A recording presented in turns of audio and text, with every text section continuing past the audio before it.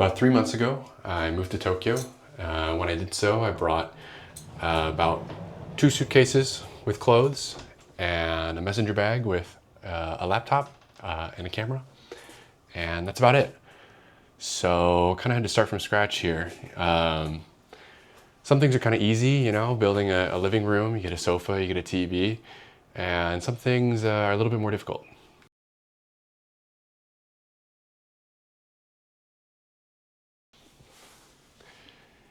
In general, Tokyo apartments tend to be pretty small, so I thought, okay, great, you know, less stuff to get. But I think it's kind of easy to take for granted how much stuff we actually use or what things are actually important. Luckily, this is sort of an awesome opportunity, I thought, to think about that a little bit more carefully and decide what I actually wanted to bring into my home rather than just continue to use the same things I'd accumulated over the years. Which brings us to the kitchen.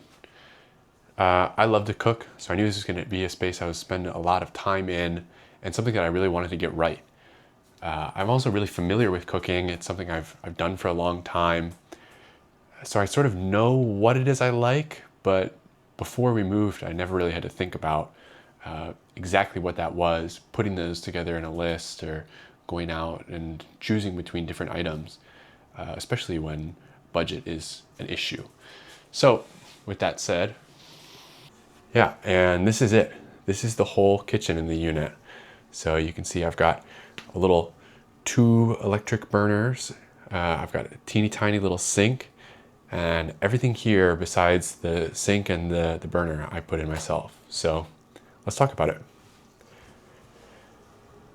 So in Tokyo apartments, you have to provide your own fridge and washing machine. Something I was not used to coming from America, but here it's pretty common. So I picked up this Iris Oyama fridge, which was just a very cheap option off Amazon. I've got a toaster oven, a little pantry basket back here, which is mostly bread and tea. The other half of the pantry is up here, kind of the right side of this bottom shelf. I have 2 pieces of cookware up here, but mostly everything else up top is just dishes and plates and bowls and things like that.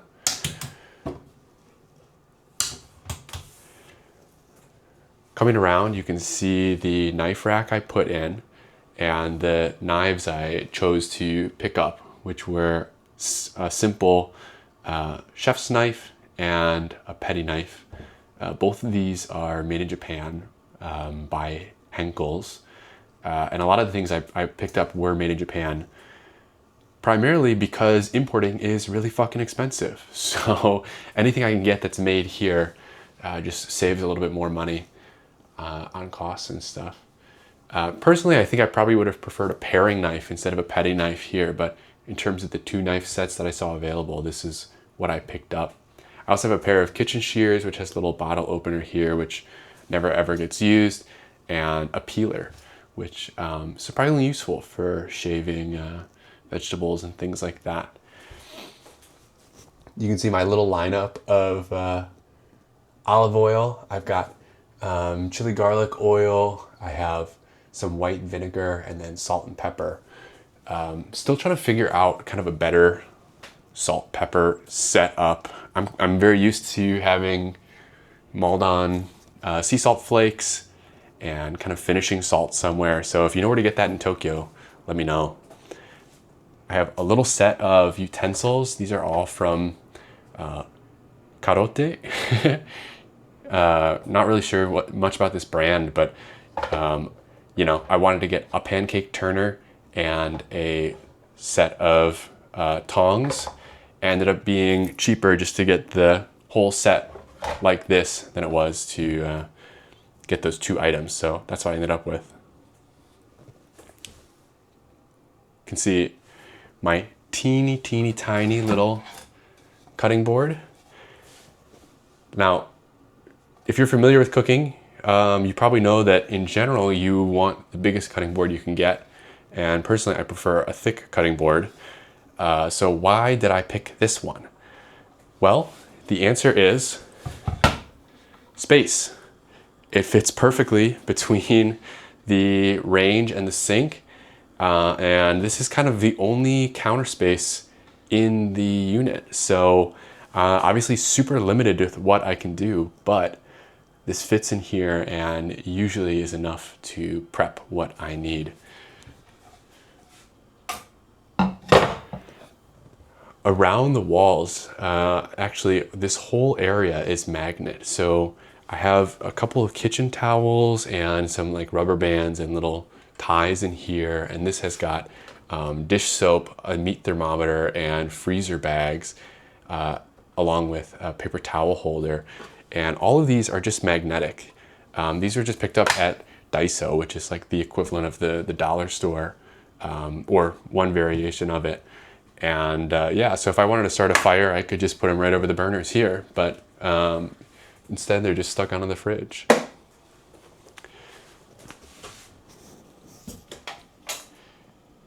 Moving down, I've got a little garbage can. Not much to say about that, I guess. And a coffee grinder, which is kind of a splurge item given the state of the kitchen, you know, but coffee is really, really important to me. So I decided to invest a lot into that setup. Down here, I've also got a rice cooker, absolutely essential. Literally the first thing I bought in Japan, a rice cooker just makes meals that much easier.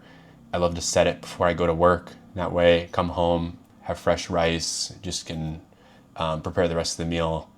Makes things that much easier. Obviously, you can cook rice in a pan, and it's just about the same, but this just kind of takes all the guesswork out of it, and the ability to leave it going while you're out or you know, at work or whatever, just makes it super, super worthwhile to me.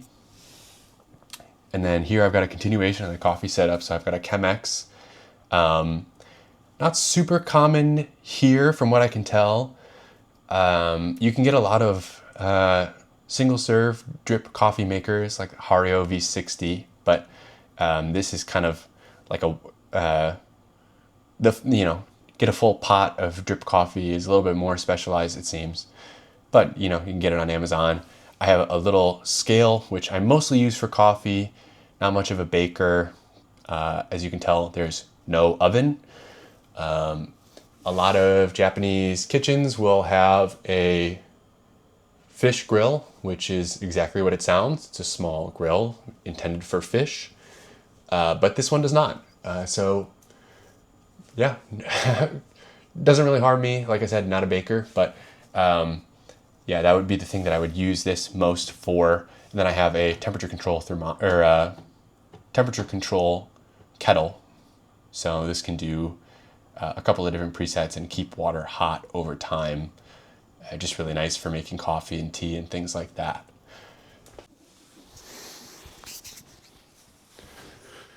Okay, so let's talk about Okay, so let's talk about a couple more of these items a little bit more in depth. So I think kind of the backbone of a cooking setup is your prep and your actual cooking utensils and then the serving utensils. At least that's how I think of it in terms of those three stages. So for prep, obviously, I think the most important thing are the knives and the cutting board or the cutting surface, right? So for me, I ended up picking up these two Henkel's knives. These are stainless steel knives made in Japan. They are both Japanese style cut. Just if you don't know, Japanese knives have a little bit different shape and feel in the hand than European knives. That's my preference. That's been my preference even when I was living in America. So I picked up this 2-knife set. It's a chef's knife and a petty knife. I think probably I would have preferred a paring knife, but that's what the set was, and so I'm getting my good use out of it. I also have a pair of kitchen shears. These come with a little bottle opener, which I'll I don't know, sure, comes in handy. Kitchen shears I just find so useful. Not only for yeah, you just find a million uses for them. I think for me, I often use them to cut up herbs or salad or green onions into miso soup, or any little thing. These are super sharp too, definitely as sharp as the knives, so cuts like butter. And then finally I have this little end grain cutting board. It's okay. So I think in general, the advice is often to get the biggest cutting board you can. And I love that. That would be my preference. Unfortunately, my apartment is quite small, and this is the biggest cutting board that will fit in the tiny counter space between my electric burner and my sink. So that's the only prep space I have available. So this is the only board that will fit that. I always like end grain cutting boards, just keeps your knives a little bit nicer, and you're not gonna get any like plastic particles in your food. This one has rubber feet on it, which is not my preference. I would have liked something just flat, simple. Don't really need the handles, and I wish it was a little thicker. Also took a little bit while to kind of break in, I guess, just through a couple cycles of washing and cleaning, and things like that. The first couple cuts on this were a little weird, but yeah, it's a fine little prep board. Next, moving on to pans. Again, my burners are very tiny, so my main pan is very tiny. So you can see this is a stainless steel pan. So this one's made, who's it by? I think it's Geo. That's what it says on the bottom. Yeah, hopefully you can see I keep it very clean, but worry not. It's also very dirty on the backside and the bottom, so it's getting a lot of use. The reason I decided to go with stainless steel here is because it's just the most versatile cookware I think you can get. I think it's nice to have a nonstick skillet. I've done cast iron, I've done carbon steel, which I think is also really good. But if you go into any professional kitchen, both here or in America, they're probably going to be using stainless steel for most stuff. And that's just because it is super durable. You can't really fuck up these pans. If something gets stuck on them, just break out the steel wool and they're gonna be fine. Yeah, you can cook anything you want in it. I make, eggs on this all the time, no issues, but also you can easily sear a steak. You can let something simmer for a long time. It doesn't matter here because I don't have an oven, but I always try to get things that can go into the oven. This would be no problem there. And always try to have a matching lid for any pan you get. Just super nice to be able to put things away. Yeah, let them simmer and helps with the cooking process. So I have, yikes. So I have one fry pan, and I have my soup pan or my pot, which also stainless steel. So this one is made by Corker, also Japanese made. You see a lot of these kind of like hammered style pans on the side. This one probably can't see, but it has markings on the inside in terms of milliliters, so you can see the volume of the liquid in here. Yeah, I mean, similar to this pan, because it's stainless steel, you can kind of use it for anything. So yeah, I'm using this a lot to prepare soup, prepare curry, things like that. But I've also seared things in here, and it's not a problem. You can boil water in here, and with the induction burner, it boils in under a minute. This one's also got a glass lid, kind of nice to be able to see what you're cooking. You can check the status of something without having to take the lid off, unlike this stainless steel pan. But yeah, with both of these, I just feel like they gave you the most amount of flexibility to cook pretty much anything I want. And finally, I just want to talk a little bit about the servingware. Yeah, this was huge, finding just some beautiful plates to put things on. I mean, look at this. Our large plates are these little shallow bowls. These are all from East Japan, I think. Just we found a little shop and picked things up here, but you know, this kind of like eggshell speckle pattern. And then we have a smaller shallow bowl. This one's navy blue. So most of the things kind of alternate between white, navy blue, and there's some like very subtle pink accents in here. So little pink sakura chopstick rest, another speckled dish. This is for pickles, which are commonly served with Japanese food. Then I've also got two sets of bowls. One is a rice bowl, and I just love the finish on this. It's got this really beautiful glaze that goes from pink to almost like a seafoam green. Yeah, so a little rice bowl, my favorite color, this pink. And then a larger bowl here, which is kind of ties everything together, I think. It's got the navy and the off-white. And this is like glazed all the way around, so it's really nice for soup.